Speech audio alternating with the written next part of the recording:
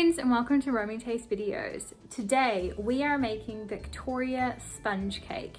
This classic British dessert. It involves two sponges that if you don't have two tins, we can definitely bake it in one, and it is filled with a buttercream and in this case fresh strawberries and strawberry jam.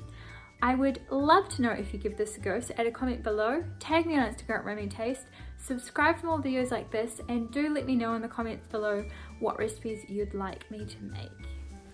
Before we get started, we want to make sure that our butter and our eggs are room temperature, and we'll want to preheat our oven to 170 degrees Celsius or 340 degrees Fahrenheit, and we'd like to lay some greaseproof paper on the base of 2 cake tins. I'll tell you what size my ones were later.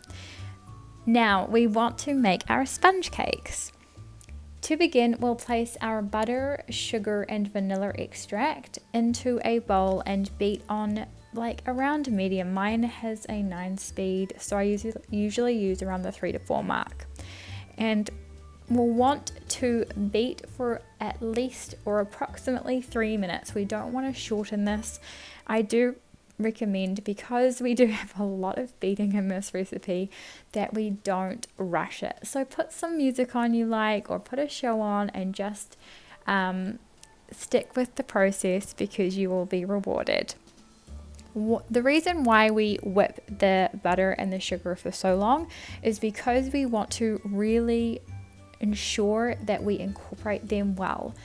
Beating the butter and the sugar for a length of time before incorporating any other ingredients ensures that as much air has been introduced and the sugar and the butter have effectively become one ingredient. They are fully incorporated. The sugar has begun dissolving, the butter becomes a much paler color, and that vanilla extract is just there as ensuring the undertone or the foundational flavor in our sponge cakes is a nice vanilla.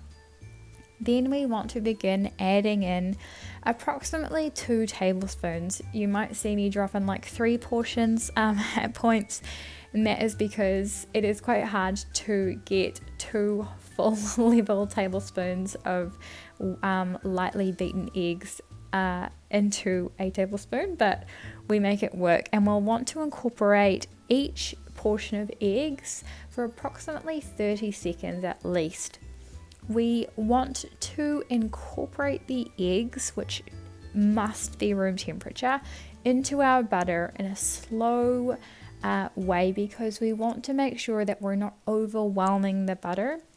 The eggs give us the fluff or the nice texture in our sponge cakes, and we want them to be fully incorporated with the butter without overwhelming the butter. So because egg yolks have a lot of fat as well, we want to make sure they're really well incorporated. And so we'll notice that our mixture will get more and more fluffy the more that we incorporate the eggs into the batter in about 30-second increments of beating. As we incorporate the eggs more, we'll also notice that the batter begins to really resemble a cake batter, and that is thanks to the volume that is generated in our eggs, and this then creates our beautiful sponge cakes. Apparently, Victoria sponge cake can attribute its creation to around 1843, when baking powder was originally created by Alfred Bird, and so this is most traditionally included in Victoria sponge cakes via self-raising flour. In this case, we're going to be using flour that has been sifted and baking powder, because self-raising flour tends to not be as fresh, and I prefer to just control the amount in my ingredients. So that's why we're using baking powder, but if you have self-raising flour on hand, you can absolutely substitute. Now we want to gently fold our dry ingredients into our beautifully fluffy wet ingredients. So I've absolutely sped this up, and then I've also shortened it because it does take a while, once again, Don't try to rush it. We don't want to deflate our batter. And then you might notice I have actually got my cake tin on a scale here, just to make sure that both portions were completely equal in weight as well. My cake tins weigh, they are approximately 18 centimeters in diameter or 7 inches. I really wanted a nice high sponge. This isn't a huge recipe, but this will easily feed 8 people with a nice decent slice. And then we'll want to nicely smooth out our dough and then bake for 35 minutes until golden and the skewer comes out clean. We'll set those aside, ideally inverting onto a cooling tray. And then we want to make our buttercream. There's kind of 2 ways to fill a Victoria sponge cake. You make a buttercream with butter and confectioners or icing sugar, or you fill it with cream. Buttercream is a great option because it will last a little longer. It won't melt. You can kind of control it a little better. And to be honest, the buttercream feels more authentic with the types of Victoria sponge you'd likely find. We want to beat our butter for around 3 minutes on its own until it's nice and pale and fluffy, and then we want to add in approximately 1.5 heat tablespoons of confectioners or icing sugar to the butter, and then incorporate fully.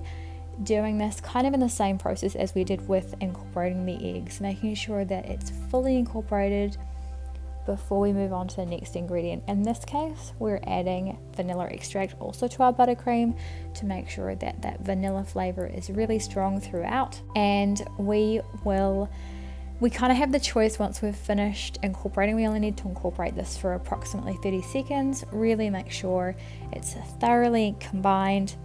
And then we have the option, we don't need to pipe our buttercream onto our cake. That is just something I chose to do because this is a really pretty cake. And I think piping it, you don't have to have anything fancy. Piping it just makes it visually more stunning. But I've absolutely made Victoria sponge before and just smeared that buttercream over. To buttercream first or jam first is just something I've consistently hit a wall against. I'm not really sure which is the best option. I guess it's the age-old jam or clotted cream on a scone first argument, and I'm not going to argue. You can absolutely do this however you wish. Now, for this cake, we are incorporating jam with strawberries. The reason for that is because when I did a lot of research into making a Victoria sponge, so many British people commented I love strawberries in my Victoria sponge, it just brings me such nostalgia. And most often you'll only find jam in a recipe for these cakes. Strawberries just bring, British strawberries are known for being really popular.